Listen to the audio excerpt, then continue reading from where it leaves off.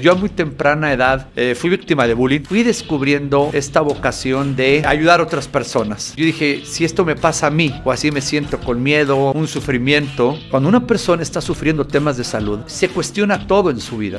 No dormí un año, estoy sufriendo, no sé cómo desapegarme.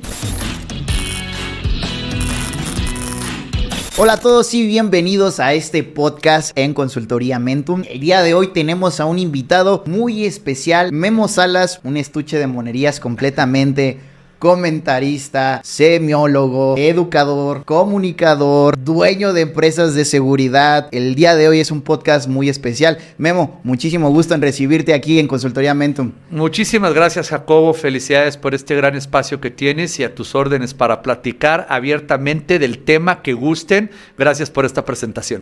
No, al contrario, Memo. Pues mira, yo sé que la conversación de hoy va a ser muy rica, va a ser muy diversa y me gustaría empezar con tu vocación de comunicación en Fox Sports como comentarista. Cuéntanos un poquito al respecto. Mira, todo data cuando descubro mi vocación en las artes marciales. Yo a muy temprana edad fui víctima de bullying, especialmente todo lo que fue la época entre secundaria y todavía preparatoria. No el bullying que vivimos ahorita, obviamente, pero sí de molestar, de la carrilla, a veces pesada, uno que otro empujón, nada grave. Y mis padres me meten en artes marciales, o en este caso a taekwondo en aquel entonces, tratando yo de compensar un poco, de tener algunas herramientas para defenderme.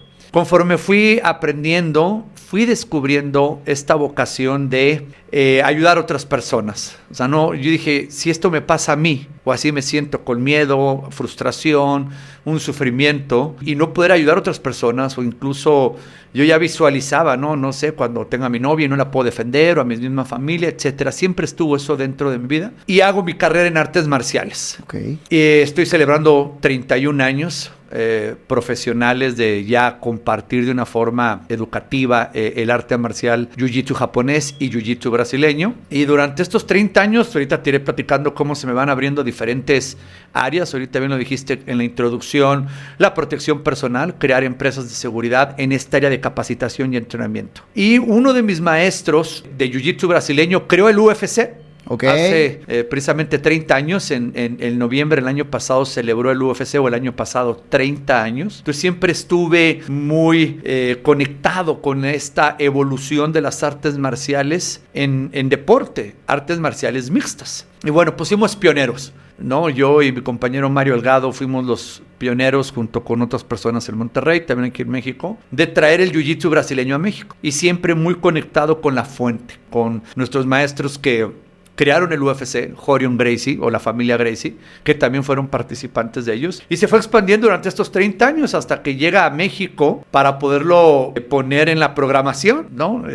Antes lo tenías que ver pago por evento, o buscábamos en aquellos satélites, las parabólicas, tratar de ver estas peleas que fue creciendo, hasta que obviamente televisoras grandes aquí en México lo adquieren los derechos. Te estoy hablando de esto hace ya más o menos 15 años. Okay. Y pues buscan a los especialistas, o buscan especialistas que pudieran ya en casa, en México, narrar las peleas, analizar los combates y que estuvieran familiarizados con todo el tema de las artes marciales mixtas, sobre todo con este formato. Y mi compañero Mario Delgado empieza aquí en México, y pues a los 5 años que ya estaba bien la primera parte y que está en Televisa, o que está en un momento dado en UFC Network, entro a Fox Sports porque están buscando también la otra liga que se llama Bellator, que es más pequeña, y la tenían en Fox Sports, donde primero fue la casa del UFC antes que en ningún otro lado. Luego se va a Televisa, Mario va para allá, y pues me hace una invitación, me recomienda, hago un casting, y así es como aterrizo ya como comunicador profesional en artes marciales mixtas. Sobre todo en esta etapa del Bellator y UFC, porque me había tocado toda mi vida narrar para Sky, por ejemplo. Trabajamos con XFL, con ligas locales. Siempre es un honor y un privilegio que me han invitado a ser invitado de honor, o en un momento dado maestro de ceremonias, comentaristas locales. Ahora con las redes, pues en un momento dado plataformas que transmitían el evento en vivo. Y así fue. Y ahorita estamos celebrando ya 10 años en Fox Sports. Oye, pero mira qué curioso, porque vas ensamblando la parte de la práctica desde que eras un niño. Sí. Esa es una vocación que ha aterrizado en una autorrealización plena. Pues claro, de hecho, bueno, yo sí soy fan de UFC, Ajá. entonces, pues claro, yo ahí te veo, ¿no? En Fox Sport, cada vez que están ahí en el escenario comentando las peleas. Y algo he observado cada vez que he visto las peleas y mucho tiene que ver la pasión con la que narran, tanto tú y tus compañeros, al respecto de todas y cada una de las peleas. Se ve desde luego el conocimiento que tienen, ¿no? Al ras de piso cuando los peleadores están en esta parte, ¿no? De jiu-jitsu, están metiendo las llaves, están pues literalmente, ¿no? Haciendo lo que saben. Cuéntame un poquito, ¿cómo es que ha impactado ser comentarista en tu vocación como comunicador? Pues Ajá. un tema, ¿no? Que también es relevante dentro de tu vida, como lo es la comunicación como semiólogo. ¿Cómo ha impactado? Cuéntame. Pues mira, primero es muy interesante porque primero, en este caso que señalas muy bien de comunicador, primero fuimos analistas, o sea, nuestro trabajo era prácticamente describir lo que está sucediendo. Entonces, no tienes en un momento dado las bases para cómo comunicar, el tono de voz, el audio, todo lo que implica ya comunicar ese mismo análisis o en un momento dado dirigirte a un público diferente. Ok. Entonces, siempre me apasionó. Mi padre era un gran profesor universitario y a él le aprendí mucho. Obviamente el dar una clase, pero en un aula o cuando estamos en un tema que dominas. Es fácil comunicar un tema que dominas porque lo has hecho toda tu vida, en este caso las artes marciales, y había siempre una pasión de tratar de explicarle a la gente y que pudiera entender. Ya estar en televisión o en su momento radio, pues cambia porque es diferente obviamente el contexto de dominar la técnica o el análisis, pero comunicarlo a alguien que no está conociendo el deporte o no conoce las reglas, articularte, los nervios, siempre tenemos nervios porque la cámara impone, y todo esto pues fue primero sin ninguna capacitación o sin ninguna educación. Ya después fuimos tomando los cursos, están todas estas certificaciones y toda la carrera. Obviamente, ahorita mencionabas incluso asignaturas en semiología de la vida cotidiana como semiología de la comunicación y entender ese proceso de lo que es mandar un mensaje, quién es el interlocutor, cómo en un momento dado tú te expresas y de repente pues que está entendiendo los diferentes tipos de auditorio. Y algo que me ayudó muchísimo fue cuando fuimos siendo instructores a muy temprana edad. Hice mi carrera en Estados Unidos como profesor y hay diferentes perfiles de alumnos. Si los sintetizamos, están los racionales o los lógicos matemáticos o aquellos muy estructurados o personas que entienden todo como A, B, C, D. Luego están toda la gama de los emocionales, que son más personas que tienen que sentir, que en un momento dado todo el diálogo, el tono de voz, incluso cómo se va el contacto físico, y de repente están muchas personas kinéticas. El mensaje es el mismo o la técnica es la misma, pero a una persona si alzas la voz la puedes bloquear, o en un momento a una persona si la tocas dice a mí no me toques, especialmente en el jiu-jitsu o en las artes marciales que todo es mucho contacto físico y se bloquean. Entonces no basta con querer serlo o dominar una técnica, pero ya comunicarla y educarla, y eso fue lo que me llevó después a buscar ya la profesionalización académica con la neuroeducación, por ejemplo, las neurointeligencias, cómo aprenden los niños. Durante 30 años hemos estado trabajando con muchos niños y bueno, hay muchos perfiles genéticos, la personalidad, y eso nos fue obligando a comunicarlo, a tratar de ser articulado, a tratar de que, por ejemplo, en mi caso, mi mente va mucho más rápido de lo que hablo. Ok. Entonces, estar en televisión ya 10 años, por ejemplo, o en Fox, te va llevando a dos cosas. Primero, a ralentizarte. Al aire, 30 segundos es un espacio enorme. De repente, en un salón de clases, pues gritas y vas para arriba y para abajo y no llevas a veces, no un orden en un momento dado. Pero la televisión, esa parte es muy, muy importante. Dos, prepararte. Porque si vas a leer las biografías de peleadores o las historias, cómo comunicar, cómo manejar los espacios y los nervios. Una de las anécdotas que me gusta comentar a mí, que fue un regalo de vida, pero que me puso muy siempre nervioso, todavía lo sigo haciendo. Adelante. Siempre hay esos nervios, es...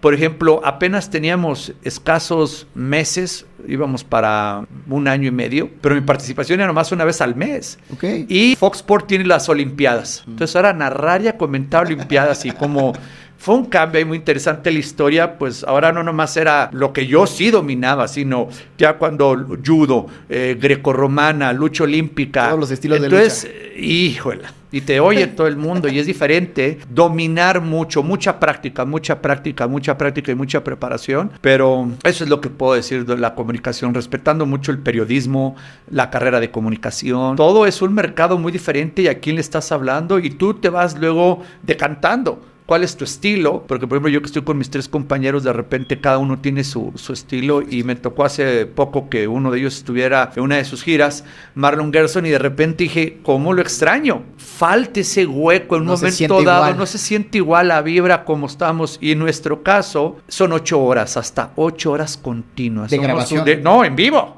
Ok, o sea, sí, por ejemplo, las carteleras numeradas. Yeah. Entonces, tuvimos que tomar clases de tono de voz. Bueno, yo, porque el Marlon tiene toda su vida y es artista. Pero es un reto, un maratón ningún deporte está al aire 7 horas continuas. Digo, hay historias de béisbol, de tenis, de ciertos eventos deportivos que se han prolongado, pero todos los fines de semana. Entonces, es todo un reto.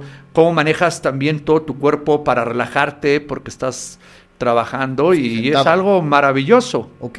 Oye, dentro de lo que estábamos platicando, seguramente para muchas personas podría resultar nuevo escuchar la palabra de semiología, que eres un semiólogo. Entonces, de entrada, ¿cómo podemos entender la semiología de la vida cotidiana, de la cual pues tú eres un consultor y comunicador, ¿no? Que las personas, es importante, es un mensaje que creo que las personas debiesen de conocer. ¿Qué nos puedes decir al respecto con base en tu conocimiento? Pues muchas gracias por la pregunta y bueno, también tu colega semiólogo, reiterarlo aquí en el programa. Para poder entender la semiología de la vida cotidiana tenemos que partir de Ferdinand de Saussure, porque viene la lingüística, el lingüista suizo que define la semiología. Antes de hablar de semiología de la vida cotidiana, la pura semiología per se, como la ciencia que estudia la vida de los signos en el seno de la vida social. ¿Qué significan los signos? Muy interesante esta palabrita que muchos confunden con semiótica también, por ejemplo, que una es la anglosajona y la otra es la definición europea, señalando que percibimos signos todo el tiempo. Todo lo que ocurre en el universo lo hacemos con 3 pasos. Percibo signos. Todo lo que está en el universo está emitiendo estos signos. Luego los introyecto, los proceso, los elaboro y luego emito esos signos. Entonces, él acuña esta definición que queda como muy escueta, muy sencilla, pero que luego se convierte en un metalenguaje, aterrizando que es la ciencia que estudia los procesos de significación. Por ejemplo, hay semiología de todo, de la música, semiología del deporte, de la basura. Una persona que tú revisas en una basura de una casa o de un restaurante, vas a encontrar qué significa. Claro. Que compre tal o cual comida. Ves en la basura toda su idiosincrasia, cómo vive, qué significa lo que usa, cómo viste. Entonces hay semiología prácticamente de todo, existe de todo está interconectado. Semiología de la vida cotidiana, ahorita que preguntas para que lo puedan entender la gente, pues ya es estos procesos de significación aterrizado a la vida cotidiana. ¿Qué significa para mí mi propia vida cotidiana? La semiología de la vida cotidiana es creada como modelo educativo por el doctor Alfonso Ruiz Soto y es un modelo que está orientado al desarrollo de nuestra conciencia. Todo lo que ocurre en mi vida, ¿cómo le puedo dar un significado? Porque es muy interesante cerrar esta parte, Jacobo, con este aforismo que señala lo de la significación. No vivimos los hechos, o sea, el hecho que una persona está confrontando no es lo que realmente está viviendo, sino lo que ese hecho significa en su vida. No vivimos los hechos, vivimos lo que el hecho significa en nuestro escenario interno de conciencia. Y ahí viene todo este desarrollo interno. Esto que me apasionó desde ¿qué significaba para mí ser víctima de bullying? Todos los momentos importantes en mi vida, cómo decodificarlos, incluyendo la vocación. Porque para mí, por ejemplo, cuando yo descubro mi vocación, me decían muchos, ¿te vas a dedicar a ser profesor de artes marciales? Como si fuera algo malo. Como si fuera algo malo. Sí, oye, ¿no vas a vivir? ¿De eso vas a vivir? Que lo confrontan. Bueno, en consultoría lo vemos. Jóvenes que quieren ser músicos, chefs, bailarines, boxeadores, peleadores de artes marciales mixtas, que ahorita ya se puede vivir de eso. Sí, claro. Pero lo primero que le das es un papá ¿Cómo te vas a morir de hambre? ¿Cómo quieres ser deportista? Si yo ya tengo tu consultorio, ya sabes. Entonces, desde muy temprana edad, pues yo dije, ¿qué significa para mí que aquí me autorrealizo y estoy confrontando presiones de eso vas a vivir? Yo, pues, primero, antes de qué voy a vivir, yo con esto soy feliz. Claro. Entonces, eso es la semiología de la vida cotidiana, ¿no? Entender estos procesos de significación. Para los que nos acompañan, tú imagínate este escenario, que me gusta ponerlo mucho cuando tenemos que hablar de este tema. Postúlalo. Una persona descubre que su pareja, hombre o mujer, ¿sí? Está teniendo un vínculo con otra persona. Ok, el famosísimo, le está poniendo los cuernos. Sí, la infidelidad. Ok. Un escenario, hombre o mujer descubre que esa pareja tiene un vínculo con el instructor o instructora del gimnasio, de pesas o de yoga o de spinning. Ese es el hecho. Pero tú imagínate que hay una persona que cuando descubre ese hecho, para él entra en un coraje, ya sabes, explota y quiere ir a matar a este ojete o a esta ojeta y golpea y a mí no me importa, a mí no me ven la cara, construyo hecho como traición y a violencia y no me importan las consecuencias y si puedo aniquilar la descendencia de estos canijos, mejor, aunque metan algo. Esa es una respuesta, ¿estás de acuerdo? Y sería muy lógica, ¿no? Sí, por supuesto. Es algo que todos los condicionamientos y también una base genética lo lleva a eso. Pero ese mismo hecho, no le cambiamos nada, el hecho es el mismo. Otra persona descubre esta actitud de su pareja, hombre o mujer, y va para el otro lado. Se quiere suicidar, entra en depresión, no valgo, la vida ya no tiene sentido. ¿Una conducta de autoconmiseración? Totalmente opuesta. Y de seguro yo tengo la culpa y ya sabes, hasta quiere explorar otros tipos de experiencias en su vida. Ahí les dejo todo, ya no creo en la pareja, ya no creo en esto. Ya no creo en el amor. Y fíjate, sí, típico, ¿no? Y hay otra persona que ese mismo hecho, pues a lo mejor lo vive y dice, gracias universo, yo no sabía ni cómo desvincularme de este o de esta, y es lo mejor que me pudo haber pasado. Claro. Entonces, el mismo hecho, 3 personas no están viviendo ese hecho, sino lo que a cada uno de ellos significa ese hecho. Y ahí está la magia. ¿Por qué significa para ellos ese hecho lo que significa y por ende es lo que viven? Entonces, es una forma de sintetizar qué es esta semiología, este estudio de los procesos de significación a través de signo, a través de lo que es un código, a través de lo que es una estructura, a través de lo que es un sistema y se aterriza en un modelo. Ok. Yo creo que esto ya se puso bastante interesante, ¿no? Desde la cuestión con ese ejemplo. Sí, con ese ejemplo ya despierta a todo el mundo, ¿no? Sí, ya hasta llamó la atención en este momento a las personas que lo están viendo. Pero la cuestión entonces, ¿cómo? Si tú estás diciendo que cada persona puede crear sus procesos de significación de manera personal, ¿cuáles son las herramientas que una persona podría ocupar para hacer eso? Porque obviamente dijiste una palabra ahí, los condicionamientos que traemos pues nos van troquelando, ¿no? A lo largo de nuestra vida. Totalmente. ¿Y cómo rompemos con ese famoso patrón? Tú que eres un semiólogo, ¿no? Ya bastante... Pues, ¿cuántos años llevas dentro de semiología? 10 años. Ya, pues como 10 años consumado, ¿no? ¿Cómo nos podrías dar a lo mejor unos pequeños tips, ¿no? De construir una percepción, un significado que sí nos funcione. Qué buena pregunta, Jacobo. Déjame abrir un poquito esto de la manera de introducción. ¿Por dónde empiezo? Claro. Como bien dices tú. ¿Por dónde empieza una persona a transformar algo? Una conducta en este caso o un significado. Mira, el ser humano primero se tiene que conocer a sí mismo, porque bien dijiste algo. El 80-90% de todas nuestras conductas, de todas nuestras reacciones son condicionadas, son del subconsciente, las aprendimos. Es como si tú tienes un teléfono y te lo dan ya con las apps. Okay, ya tienes, úsalo. Y esas son las apps que tiene. Y ya vienen programadas y tú nomás el correo y la foto y 2, 3 apps. Y así lo usas y lo vienes repitiendo. Bueno, dijiste algo muy importante. El ser humano tiene 2 bases para estudiarse. Okay. Una base fisiológica, genética, es la parte de la esencia. Así naciste. Toda tu biología, todo tu actante biológico, todo está en tu ADN. Esa es una parte que hay que conocer, que siempre va a tener una respuesta ante cualquier estímulo o a cualquier externo o interno. Y la otra parte que tenemos que conocer como base es lo que llamamos el actante sociocultural o el actante cultural, que es todo lo que sí aprendiste. Eso así no naciste. Es todos los condicionamientos que ahorita dijiste una palabra que usamos mucho, troquela. Okay. Nuestra psique con tradición, moda y cultura. ¿Quién nos troquela eso? La familia, la escuela y la sociedad. Entonces, cuando tú quieres cambiar una conducta o una reacción, o estas tres personas, por ejemplo, el primero puede ser una persona que biológicamente sea muy motriz, o sea un energético, o sea mecha corta, o sea persona que de toda su biología, las suprarrenales, o de todo su sistema endocrino, sea una persona que cuando hay un estímulo, traición, infidelidad, no he dormido, no he comido, se me atravesó un taxi, mira este ojete, no tengo paciencia, etcétera, explota su biología. O sea, literalmente tenemos un sistema nervioso junto con un sistema endocrino. La parte del sistema nervioso es el sistema límbico, que regulan hormonas y neurotransmisores. Entonces, no pienso. Viene este estímulo y rápido, ya sabes. Vamos a matar a este ojete. No va a averiguar nada. Y esa fue su reacción. Hay una reacción biológica. Ahorita vamos a ver, contestando tu pregunta, cómo transformarla. O qué se tengo que estudiar, porque tampoco es cambiarla con un Metaboltronics de Sanborns. Que diga, ya, una pastillita, que eso es lo que todo el mundo quiere. Ok. Y si además a eso viene con condicionamientos que al hombre no lo engañan y es machista y trae toda una carga sociocultural muy arraigada, pues imagínate la respuesta que él tuvo. Entonces, para cambiar una conducta de base, tengo que conocer mi propio ser para ver si esa conducta viene de una proclividad genética que se manifiesta como estímulo-reacción, prácticamente porque en un momento dado confronto el hecho y lo que responde inmediatamente es la biología.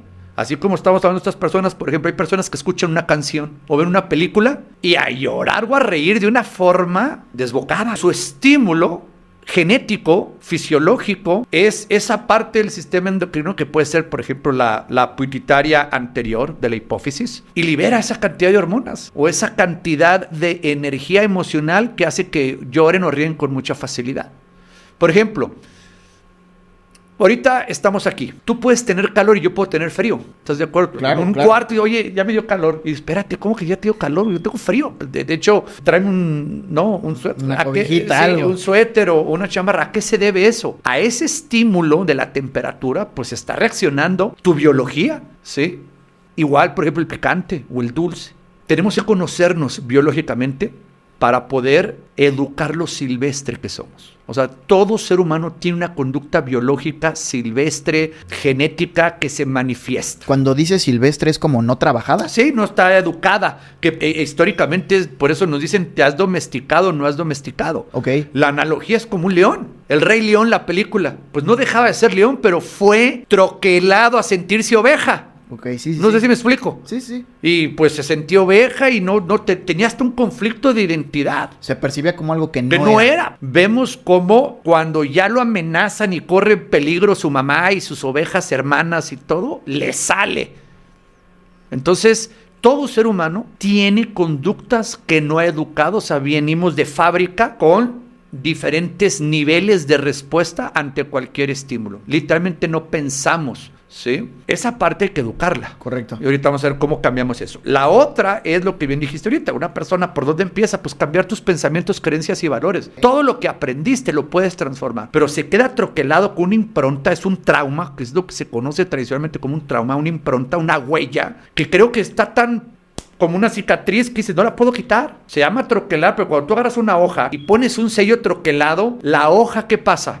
Se queda. Se agarra la forma. No lo puedo quitar. Bueno, eso queda en nuestra mente, en nuestra psique. Emociones que han sido condicionadas, troqueladas, especialmente las negativas. Venganza, ira, tengo que explotar hacia afuera, no me pueden ver la cara. Entonces, cuando viene un estímulo externo o interno, el ser humano que no ha trabajado en sí mismo tiene dos conductas silvestres. O es silvestre biológicamente o es silvestre porque está proyectando sus condicionamientos. Por ejemplo, sexo, dinero, racismo. Todo lo que estamos viendo ahorita es, imagínate, este chavo que desde chiquito lo han condicionado. Cuidado, voy a usar racismo. Hay racismo para todo. Yo fui víctima por ser güero. Me decían pelos de elote, menonita, jirafa, escoba. Todo lo que tuviera que ser como yo. Fui víctima.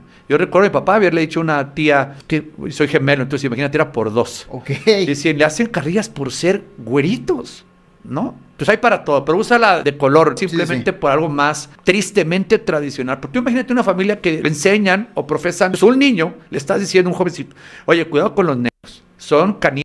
son robachicos, son malos, son violentos. Entonces se lo vas metiendo. John Locke decía, un niño es como una hoja en blanco, lo que le escribas le vacíes en su sistema operativo, lo va a sacar. Entonces imagínate, va creciendo. Pues cuando sale a la calle y ve a una persona de color, no está viendo una persona, está viendo ese condicionamiento. Todo lo que le dibujaron. Todo. Iguales con el sexo, con el dinero, con la religión, con el tema que te esté ahorita funcionando de una forma en contra tuya o disfuncional. Entonces hay que cambiar estas dos conductas y ahí viene esta parte de la semiología. ¿Cómo hacerlo?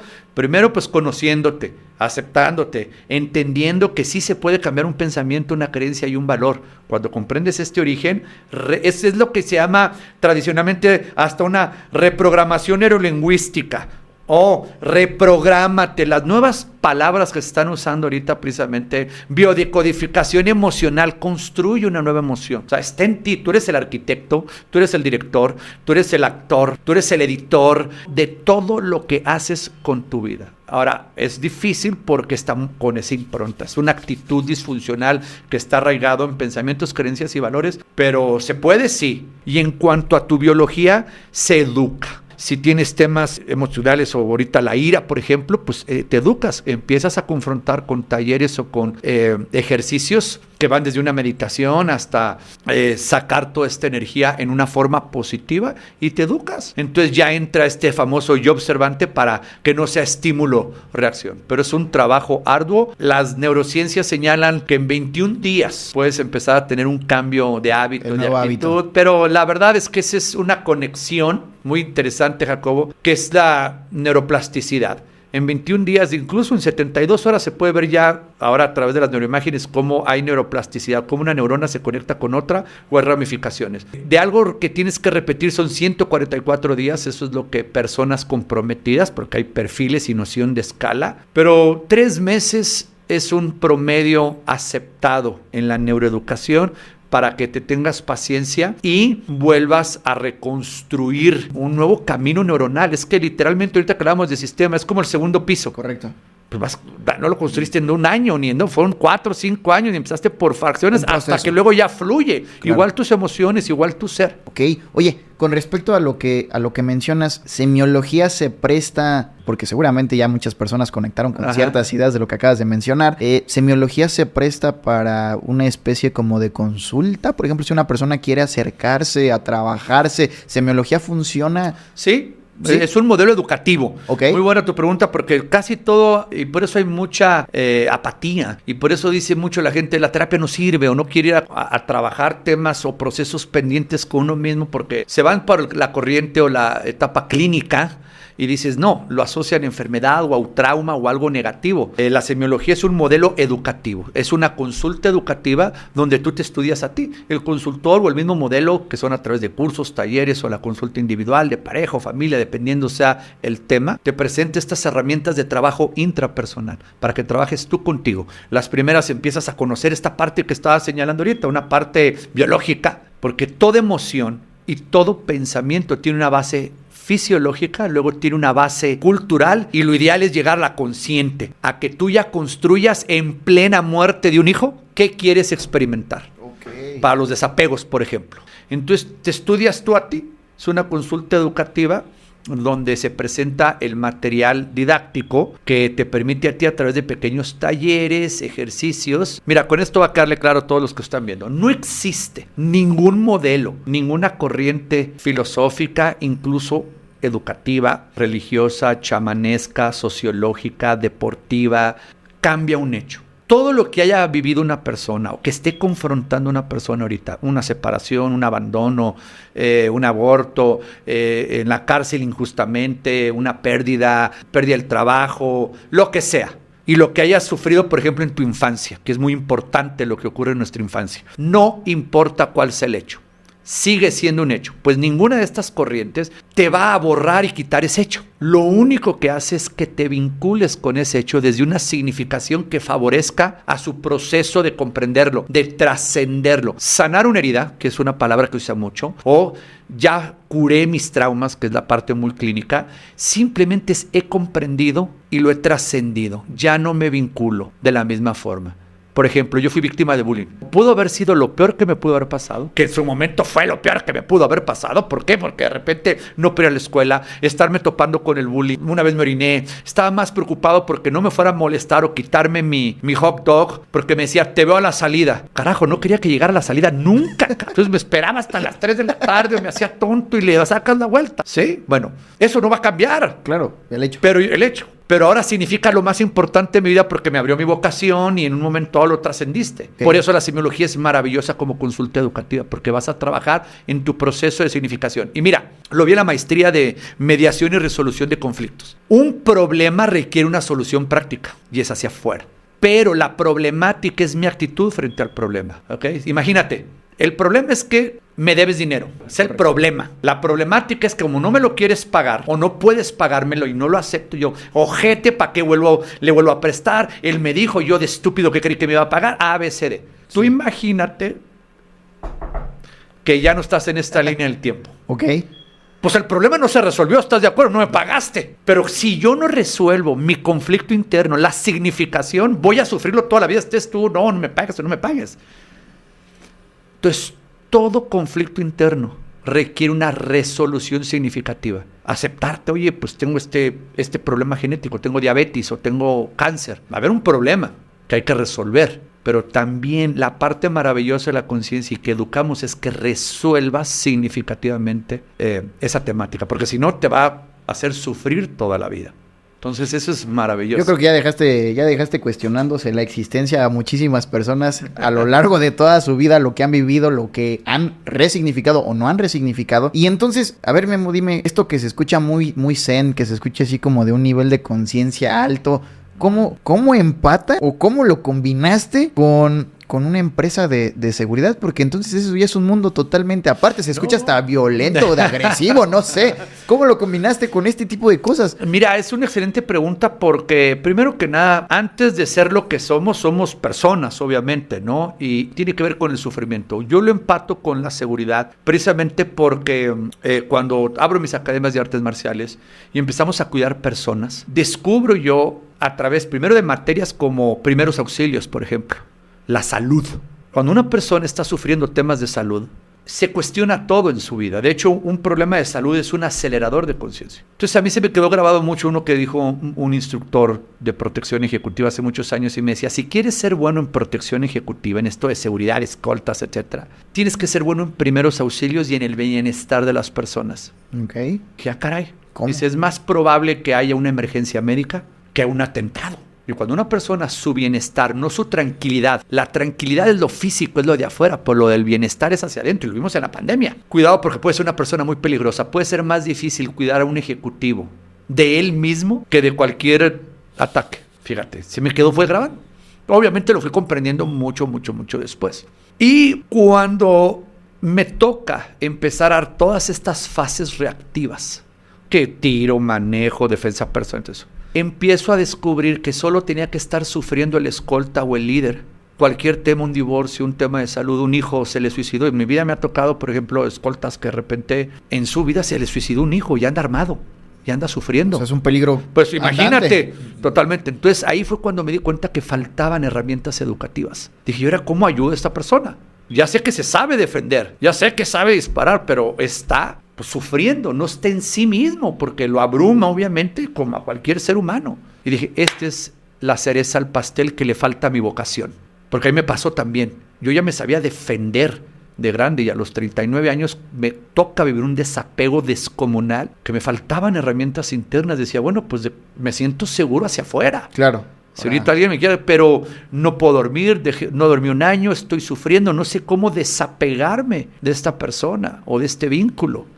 Y te lleva por conductas muy peligrosas y por eso, bueno, nos lleva a los ejes de conductas compulsivas. Entonces, así es como se va dando. Porque cuando está sufriendo una persona, sale el lado oscuro, sale lo peor. Te defiendes con lo que mejor atacas. Claro. Personas en mi vida que amo y que pasaban por el sufrimiento, los desconocía. Y ahí despierta esta vocación. Y no nomás fue la misma semiología. O sea, me fui por todo este camino de la neuroeducación. Entender esta parte biológica.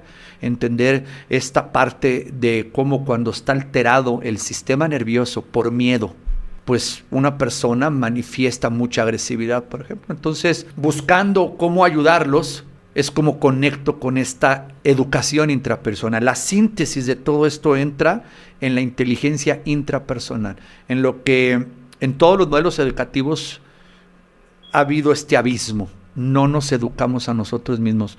Tengo la fortuna de estar en las mejores academias, en los mejores institutos, en las mejores universidades a nivel mundial, y ninguna te enseña, por ejemplo, la pérdida de un hijo. Cómo afrontarlo. O sea, no es como una asignatura, una materia, y dices, oye, espérame, está todo bien, me quedé sin trabajo. O jóvenes deportistas, que es un campo que manejo, su vocación, o firman un contrato por 2 millones de euros y salen de un restaurante y los atropellan. Y su carrera, ¿qué pasó? Tenía 20 años de edad y me cortaron las alas. ¿Y a quién acudes? Porque tristemente, Jacobo, cuando un ser humano está sufriendo, pues nos vemos débiles y lo ocultamos. Y temas de salud mental, no existe ese apoyo. Me van a decir que estoy loco y no pido ayuda. Entonces ahí es como lo conecto en la seguridad. Empecé con las artes marciales, que abrimos el programa. Me encantó ayudar a las personas a salvar vidas. Desde chiquito quise ser bombero, quise ser policía, quise ser paramédico y lo fui conjugando. Dije, así lo puedo hacer mejor. Ok.